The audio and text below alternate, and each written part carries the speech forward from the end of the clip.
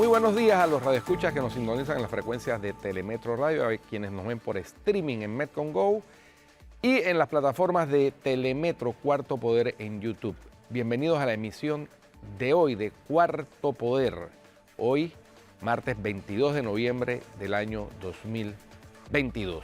Muy bien, en el plano internacional hay que destacar varias cositas importantes. Primero, mañana en Estrasburgo, Francia, el Parlamento Europeo debe estar sometiendo a votación una resolución que se debatió el 18 de octubre y en la que la propuesta consiste en declarar a Rusia como Estado patrocinador del terrorismo. Hay expectativas sobre esta resolución propuesta por uno de los parlamentarios europeos y que tiene que ver, por supuesto, con la conflagración, el conflicto entre Rusia y Ucrania.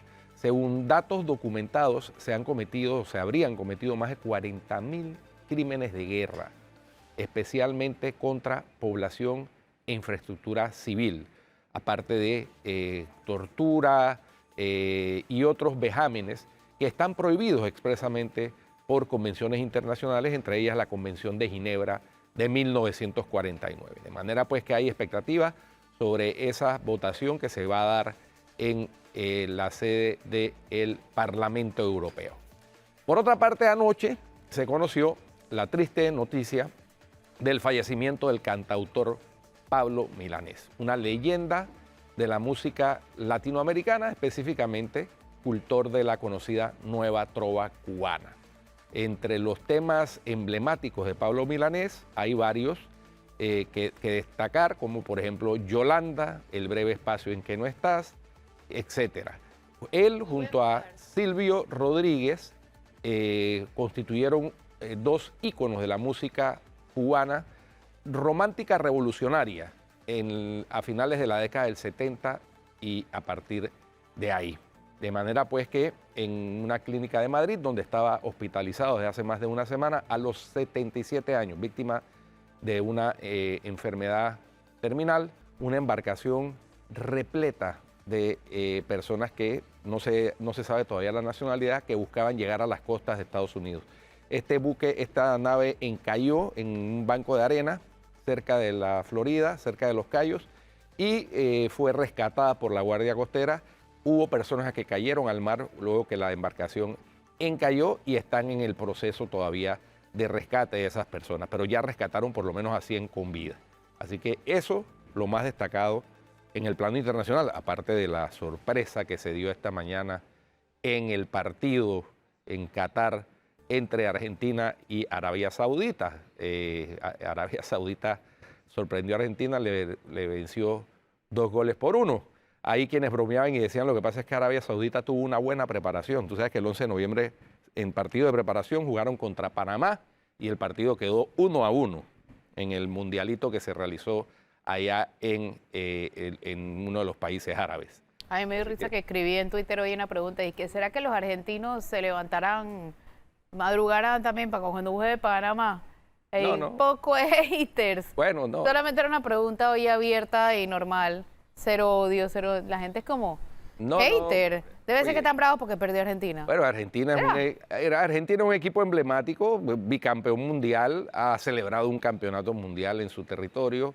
Ganó el Campeonato Mundial de México 86 con el astro indiscutible de los argentinos, Diego Maradona.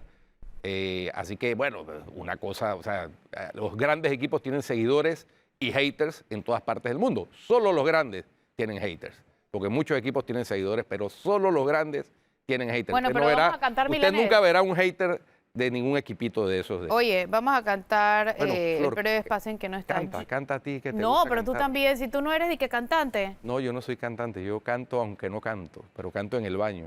Pero dale, pues, que estamos en el baño. Imagínate dónde estás y ya tú cantas. Vamos, en verdad. Hombre, Flor. Un parrafito tú, un parrafito yo. Oye, un homenaje al gran Pablo Milanés sería bueno, pero dale, pero todavía quedan restos por profesionales, de no por humedad. nosotros que somos aficionados. Oye, Tus olores llenan ya mi soledad. Dale. en la cama, Su tu silueta silueta se se dibuja cual promesa de llenar el breve espacio en que no estás. Todavía yo no sé si volverá. Bueno, Nadie sabe al día siguiente lo que hará.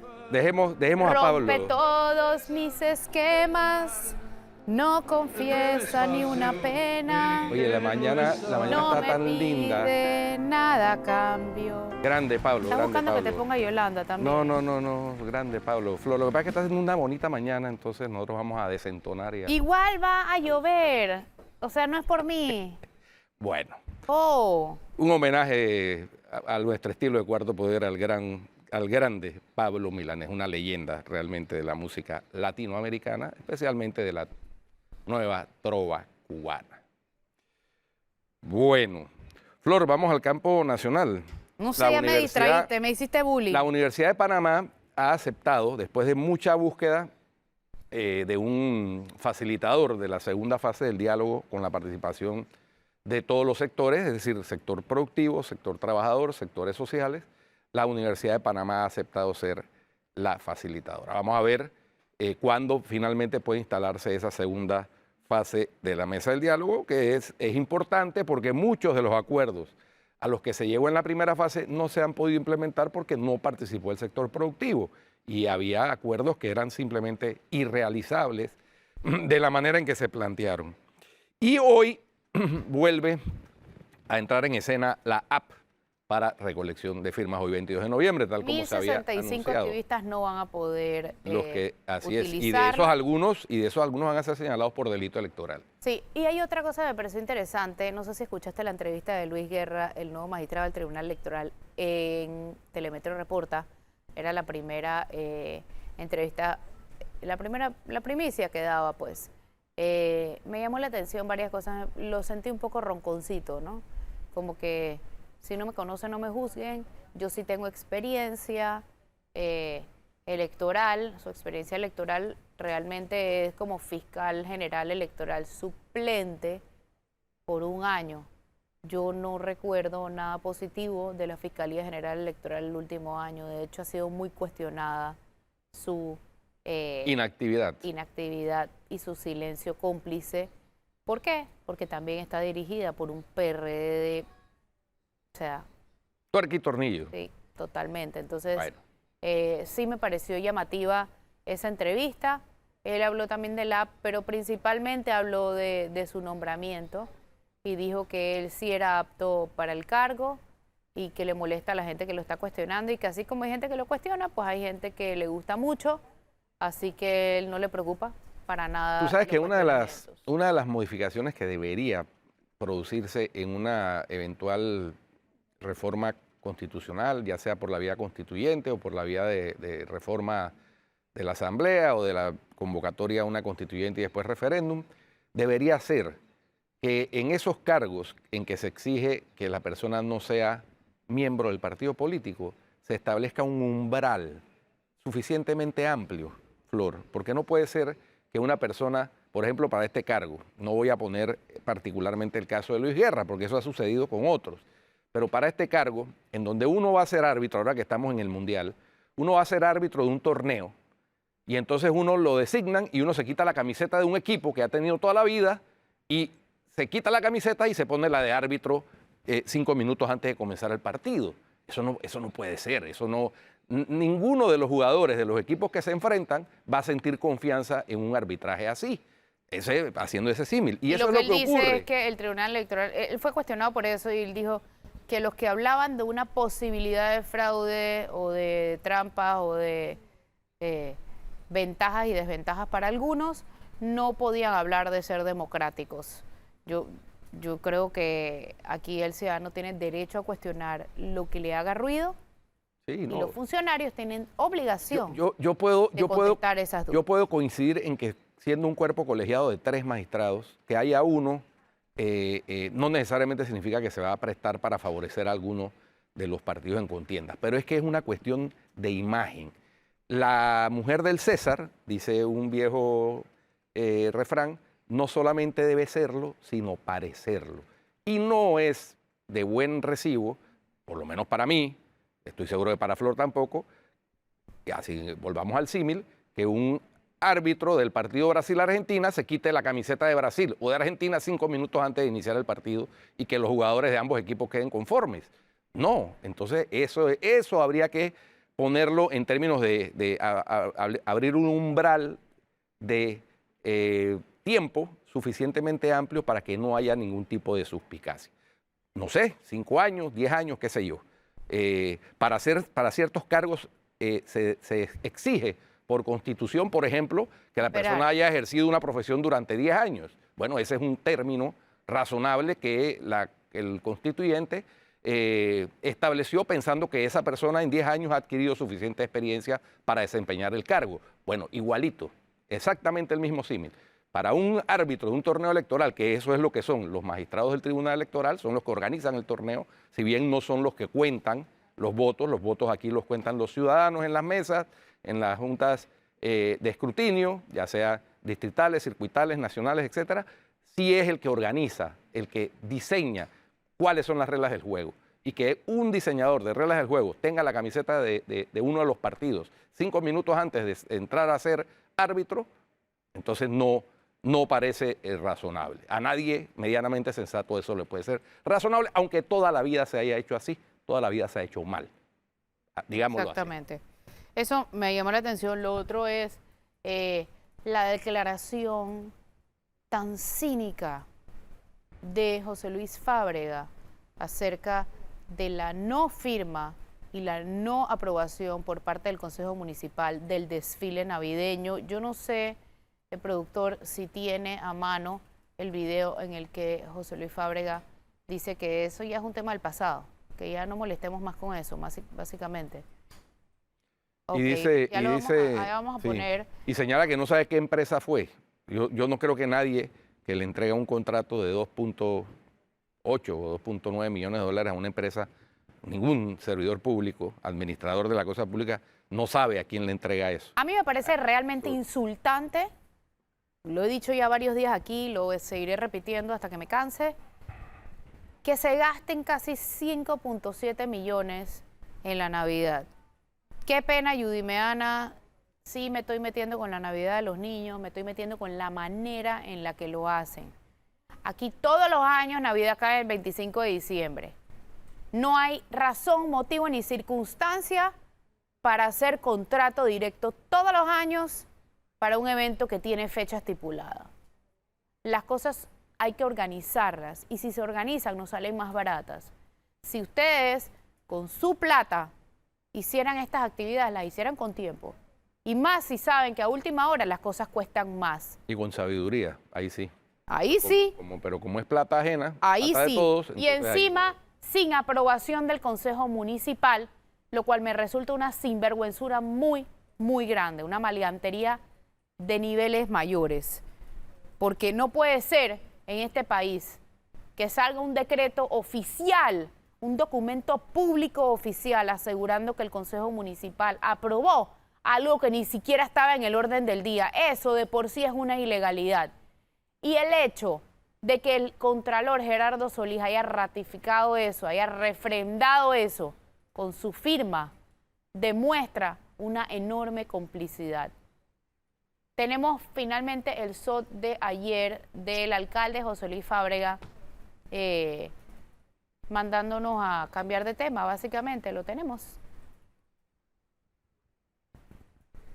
El tema eso ya es paquín del pasado, historia del pasado.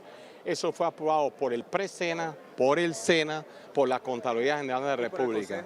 También fue aprobado por el Consejo Municipal. Eso está todo debidamente sustentado. Así que yo te invito a que vayas al Consejo y pidan la información pública. Así que hoy lo único que voy a hablar es del mercado, porque este es el tema.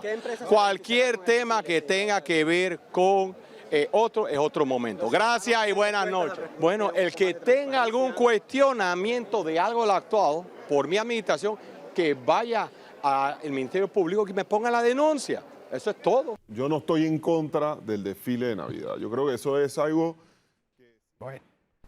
Yo realmente veo cómo se empodera el alcalde diciéndonos, si hay un cuestionamiento, vayan y búsquenlo.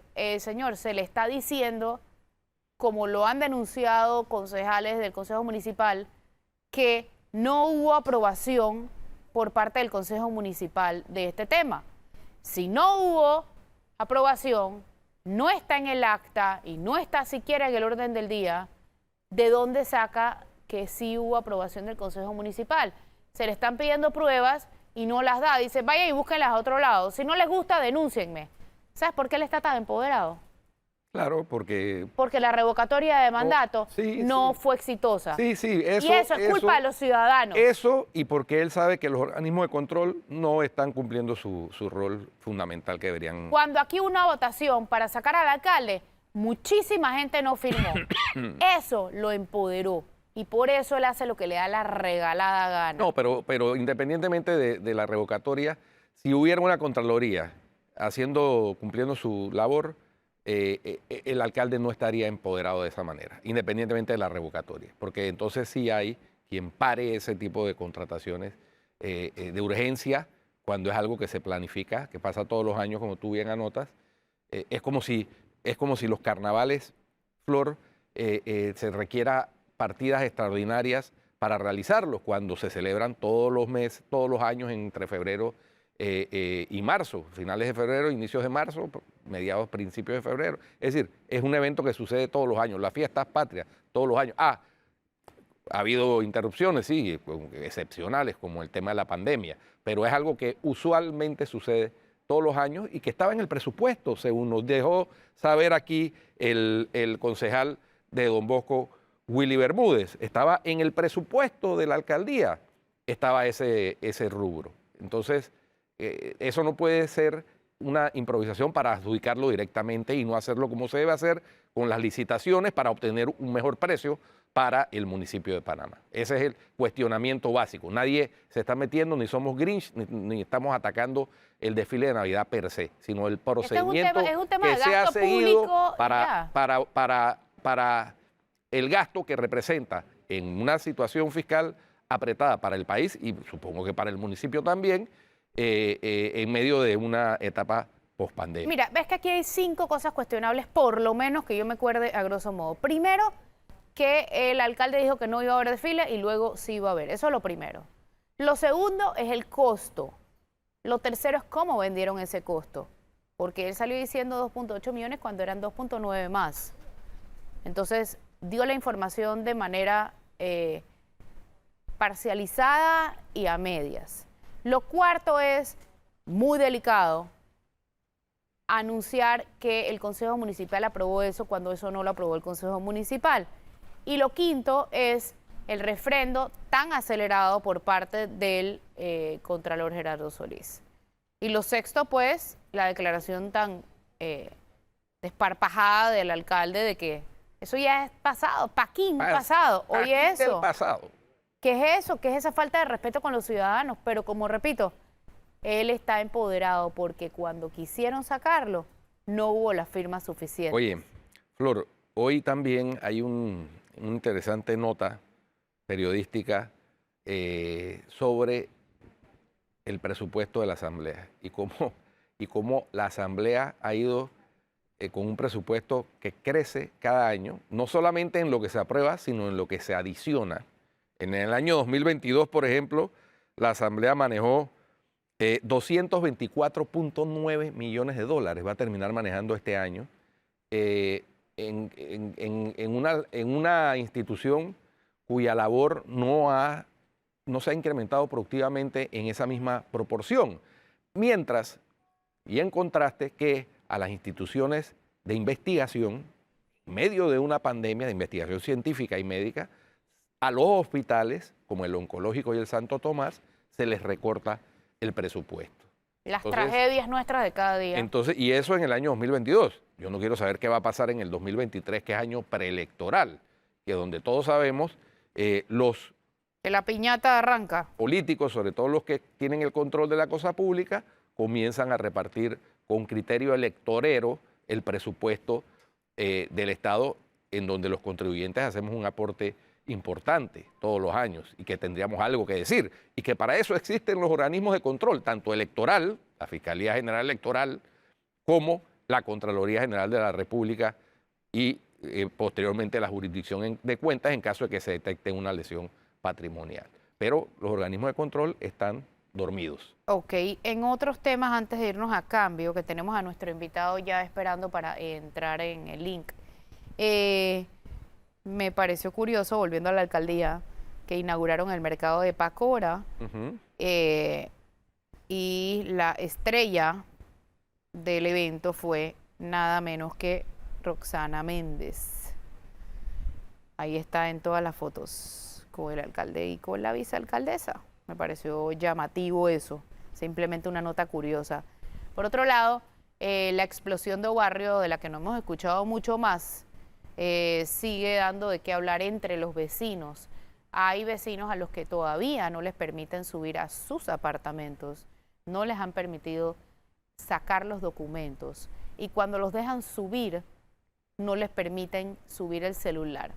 Me llama mucho la atención, porque eso es propiedad de ellos, después de todo, ¿no? Y lo otro es que hay muchísimos de esos vecinos que han tenido que salir por orden del edificio. ¿Quién les está pagando ese hospedaje? Ayer conversaba justamente con uno de los vecinos que afortunadamente tiene familia donde quedarse, pero hay muchas parejas jóvenes, muchos extranjeros en ese edificio que están teniendo que alquilar cuartitos o pedir hospedaje pues de gratis porque no tienen cómo pagar otro lugar.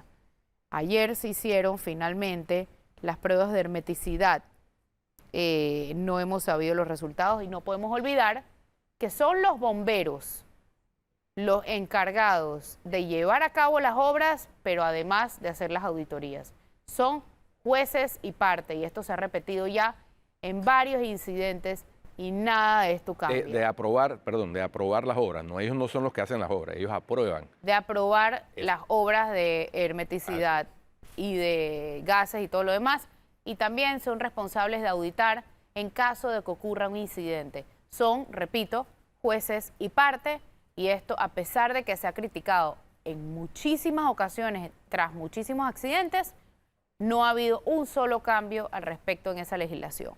Ese es un tema. El otro tema es, antes de irnos a cambio, la repetición de la repetidera por parte del MINSA de usar mascarilla ante la sexta ola y que en espacios cerrados distanciamiento. Y yo creo que hay que promulgar con el ejemplo, Guido. Ahí lo hacía la viceministra de Salud, Ivette, no me acuerdo cómo es, Ivette Berríos. También estaba haciendo ese llamado. En un lugar espacio cerrado, sin mascarilla. Más la presencia del ministro de Salud en el concierto de Daddy Yankee, 0 distanciamiento, 0 mascarilla. Yo no lo critico si no fuera porque estuviera pidiendo lo mismo a los demás. Yo creo, y creo como ha pasado como a la gran mayoría de personas que conozco, nos hemos relajado. ¿Que eso está mal? Sí. Creo que es el resultado de tanto amarre al principio, tantas medidas tan estrictas que han logrado que ahora las personas se cuiden menos. Pero si vas a insistir en que volvamos a ponernos mascarilla, por lo menos hay que pedirlo dando el ejemplo. Eso es como cuando le dices al niño, no grites, pero se lo pides gritando. Más o menos así. De acuerdo. Ahora, el concierto era en espacio abierto, ¿no? Sí, pero si lo vas a hacer en espacio cerrado, pues dale ejemplo, ¿no? Sí, sí, claro. Y otro tema antes de irnos a cambio, no sé si vieron que cuando la embajadora de los Estados Unidos nueva presentó sus cartas credenciales ante el presidente Cortizo, estaba presente la canciller Yanaina, ¿cómo es?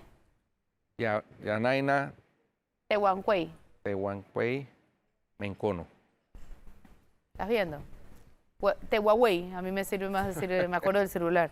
Bueno, pero en este caso estaba el vicepresidente Gaby Carrizo, cosa que no sucede con otros embajadores, me llamó la atención. Pero fue una presentación colectiva, fueron 7 embajadores los que presentaron credenciales ayer. Sí, pero me pareció, me llamó la atención porque el vicepresidente no está generalmente en esas cosas. El presidente ha empoderado al vicepresidente, más bastantito. allá presentación de bastantito. cartas credenciales, ¿no? Y el IDAN anunció que el sábado van a hacer trabajos de mantenimiento, así que van a suspender las operaciones entre 6 de la mañana y 3 de la tarde. A mí sigue pareciendo surreal que tengamos que cerrar una planta y que medio país quede sin agua. O que no haya porque backup, no hay otro que no haya backup. backup en un país como Porque no Panamá, haya backup. donde llueve 9 meses al año. Y hay un tuit que tú pusiste antes de irnos a cambio, la cinta costera no. hecha nada. Yo estuve yendo también en estos días y el parque de los juegos de los niños en la cinta costera, llegando a la 3, eso también está que no se puede Oye, caminar por ahí. La fuente que hay enfrente del mercado del marisco, casualmente, allá donde está la bandera, eso está en un estado de abandono calamitoso. Se han robado las tapas de los surtidores de lo que antes era una fuente. El MOP, es decir, si cuando no lo puede hacer, que se lo delegue a alguien que sí puede. Flor, igual que los huecos hoy. Se aplica la teoría famosa de las ventanas rotas. Cuando la gente ve que algo está abandonado y nadie le presta atención y nadie le da mantenimiento, pues comienzan los amigos de lo ajeno a hacer de la suya, a robarse los metales, las cuestiones, y ahí está la consecuencia. Después reparar eso va a ser mucho más costoso que haberle dado mantenimiento y cuidado adecuado. Es correcto. Vámonos a cambio y ya volvemos porque tenemos a nuestro invitado en línea.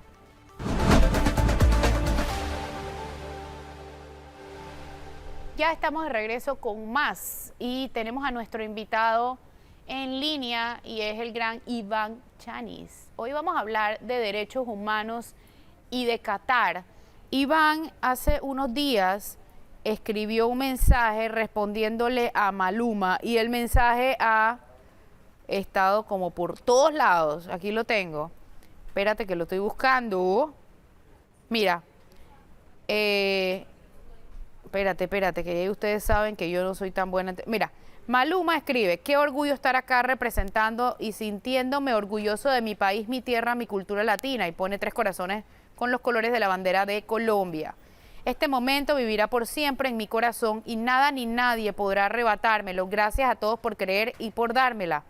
Sin ustedes, los fanáticos reales, nada de esto sería posible. Ahora sí, aprender para cantar en la final. Los amo con todo mi corazón y nunca se olviden que los sueños se hacen realidad. Esto sucede, este mensaje lo manda Maluma, luego de retirarse de una entrevista en la que el periodista le pregunta por su opinión de la violación de derechos humanos en Qatar, que provocó que otros artistas dijeran: no voy a participar. Él, en cambio, dijo que sí. Entonces, luego él escribe este mensaje y Iván Chanis le contesta: perdiste un dedicado fan, totalmente decepcionado. Eres libre de llevar tu arte donde quieras, pero pobre tu argumentación cuando hay muchos personas migrantes como tú y yo que sufrieron con sus vidas para que tú ahora vayas, cantes, cobres y publiques que te vale un carajo eso y muchas otras causas. No estoy orgulloso de que como latino vayas y cantes. Shakira y Dua Lipa son grandes. Tú eres pequeñito. Iván, cuéntanos un poquito. Bueno, parte de la indignación que vivo cada día con estas narrativas que buscan no darle la importancia que se merecen las vidas de seres humanos y la dignidad de muchas personas. Yo no estoy en desacuerdo en que la gente vea el mundial.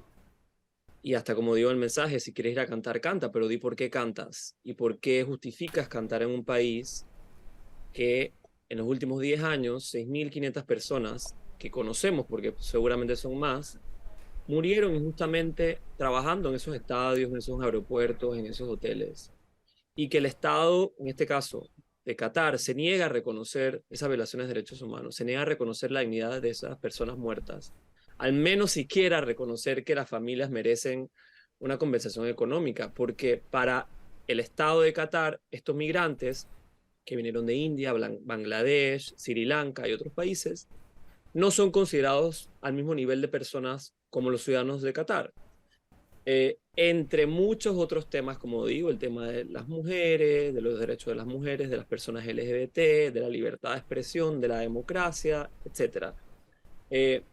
Entonces, si vas a cantar, y además, qué pobreza de preparación de ir a una entrevista, a un medio internacional, y no tener argumentos para justificar que estás ahí dadas estas circunstancias. O sea, seamos serios en las conversaciones, en las narrativas, y si vamos a asumir una posición que es controversial, pues defiéndela, argumenta y explica por qué para ti, más importante, como digo ahí, es ir a cantar, cobrar y, como dijo él, disfrutar de la fiesta y de la vida cuando probablemente en el suelo que tú estás pisando murieron personas como tú y como yo que simplemente estaban buscando llevar un ingreso económico a un país y a una familia pobre que lo necesitaba. Entonces ahí empieza la indignación y bueno, uno a veces hace catarsis en redes sociales, yo trato siempre de ser respetuoso, igual, pero bueno, hay veces que hay que decir las cosas como uno las siente. Y nada, para mi sorpresa, como viste, el mensaje ha tenido muchos comentarios, muchos ataques personales, cuando yo estoy hablando no de mí, sino de otros y de personas en condición de vulnerabilidad, en este caso específicamente de personas migrantes. Pero bueno, es parte de la vida de hoy, ¿no? Y para eso estamos, para seguir avanzando en derechos humanos, y parte de mi trabajo es exponiendo mi punto de vista y estar listo para personas que tampoco coincidan con mi opinión. Así es, y eso pasa cuando las personas se atreven a alzar su voz en una sociedad acostumbrada a callar y dejar pasar las cosas por comodidad o por cobardía.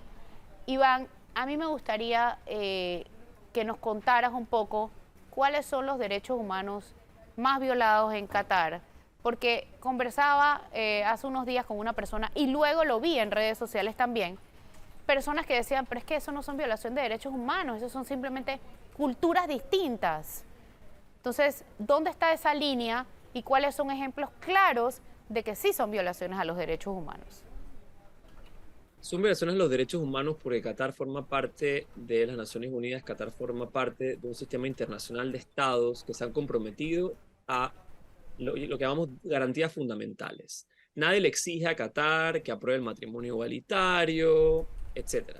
Son garantías básicas. En este caso, por ejemplo, y voy a empezar con los migrantes, ellos tienen un sistema de reclutamiento de empleados en que tú estás prácticamente atado a tu empleador. O sea, te dan la visa para que entres o te dan el permiso laboral para entrar a Qatar. Y si vienes de India, por ejemplo, estás, por así decirlo, atado a tu empleador. Es un nivel de esclavismo moderno. No puedes renunciar o es muy difícil renunciar, y si renuncias, muchas veces te deportan. En muchos casos, a estas personas se les retiene sus pasaportes, trabajan en medidas infrahumanas, que en este caso bajo un calor grandísimo, que sobre todo un año hay una gran cantidad de muertes cuando hay una ola de calor y estas personas no dejaron de trabajar. Los salarios son bajísimos para un país que es uno de los países más ricos del mundo, o el país más rico del mundo per cápita. No tienen acceso a la justicia como tendría cualquier migrante o cualquier trabajador, de decir si en caso de tu empleador está abusando de ti o no está pagando lo necesario. Entonces, a ver, si no es para ti o no crees en los derechos de los trabajadores, bueno, vamos a seguir con otro grupo que se violan los derechos humanos, las mujeres. Las mujeres bajo el sistema de tutela en Qatar no tienen derecho a casarse, a estudiar fuera, a trabajar en el gobierno, a viajar, a su salud reproductiva, a divorciarse, si no tienen el permiso de su padre, su hermano, su tío, o en el caso de estar casadas, de su esposo. Entonces, a ver, ¿ustedes creen que eso es una cultura o eso es un sistema represivo hacia la dignidad de la mitad de la población, que son las mujeres? No hay libertad de expresión. Ustedes han visto y hemos visto reiterados abusos hasta la libertad de expresión del aspecto individual. No han dejado entrar a las personas a los estadios porque parece que llevan un arcoíris. Ni siquiera llevan arcoíris. Parece que llevan arcoíris y no lo dejan entrar. No puedes cuestionar al gobierno, no puedes cuestionar las leyes. Entonces, ¿crees o no en la libertad individual de ser un ciudadano dentro de un estado que pueda decir lo que le parece bien o lo que le parece mal? Y bueno, y si no te convencí en ninguna de las anteriores, hablemos de los derechos de personas LGBT, que como saben, es parte de mi trabajo también. Sí, y de hecho, sí quisiera, aparte de Qatar, rescatar que la tragedia que hubo de 5 personas muertas y 18 heridas en Colorado Springs. Muertes, como tú escribiste, producto de las narrativas de odio que buscan deshumanizarnos. Totalmente, y eso es parte también lo conflictivo del mundial, porque es como en ese proceso de deshumanización de varios seres humanos, en este caso personas LGBT, se justifica de que no, que es la cultura, o que bueno, es como es, de que nosotros nos victimizamos de más, que no es realmente lo que decimos. Y que no sé qué hay prueba mejor de levantarse en la mañana o estar en la noche y leer una noticia de que unas personas como yo, como cualquiera de mis amigos, están en una discoteca pasándola bien, con sus familias, con sus amigos, y entra una persona con una escopeta y empieza a matar a gente. Por el hecho de ser LGBT, por el hecho de estar disfrutando un espacio que, en comillas, debería ser seguro. Y esto no solo pasa en Estados Unidos, pasa en muchos lugares del mundo. Parte de una narrativa de un odio que sobre todo en los últimos años se ha generado correlacionado a plataformas políticas, tanto en Estados Unidos, Brasil como España. Y aquí lo vemos en el patio también con unos pseudofascistas justificando la violencia hacia personas como yo y hacia otras personas LGBT, especialmente a personas trans. Y el silencio de mucha gente, ese es el problema. No son más los que piden violencia, los que piden muerte a personas LGBT. No son una minoría.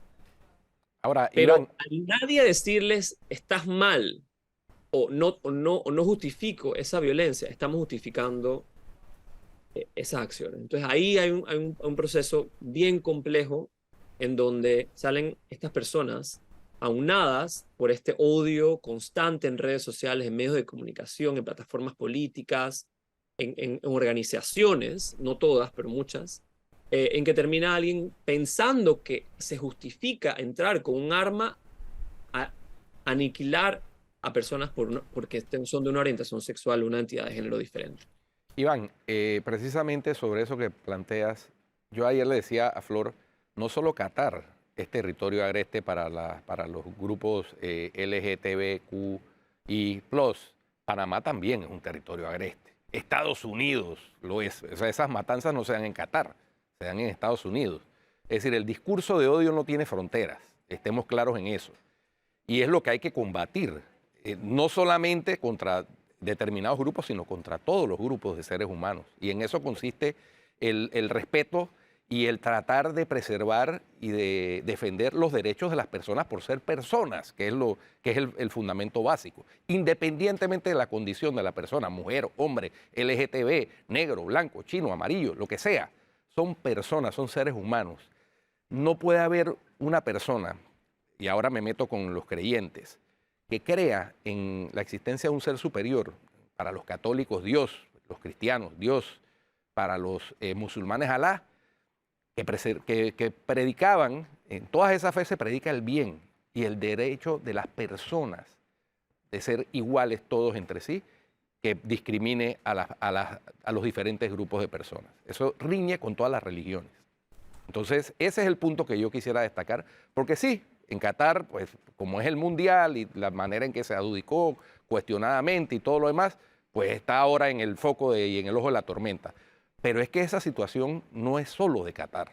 Esa situación es de muchos países musulmanes, ¿no? Ahí vemos en Irán las protestas que se han estado dando, que el equipo de Irán aprovechó como protesta y no cantó el himno de Irán en el partido que le tocó jugar en el Mundial de Qatar. Eso es un doble mensaje muy poderoso hacia ese Estado represor que lleva asesinadas no sé cuántas mujeres y jóvenes que protestan. Entonces no es solo Qatar, rescatemos eso.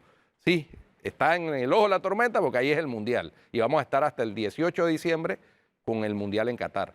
Pero es que hay muchos rincones del mundo en donde se están violando los derechos de las personas. Así es, y por eso es un poco la contranarrativa de decir, que ¿por qué Qatar y no Francia? Que nadie está justificando las violaciones de derechos humanos, por ejemplo, que ocurren en Europa a personas migrantes. No por denunciar, en este caso, y como tú dices, el ojo de la tormenta o el foco mundial está en este país pequeño de Medio Oriente, porque ellos han decidido hacer su país la sede de los Juegos del Mundo. de las creencias del mundo, de los estados del mundo, de las religiones del mundo, de los grupos humanos del mundo.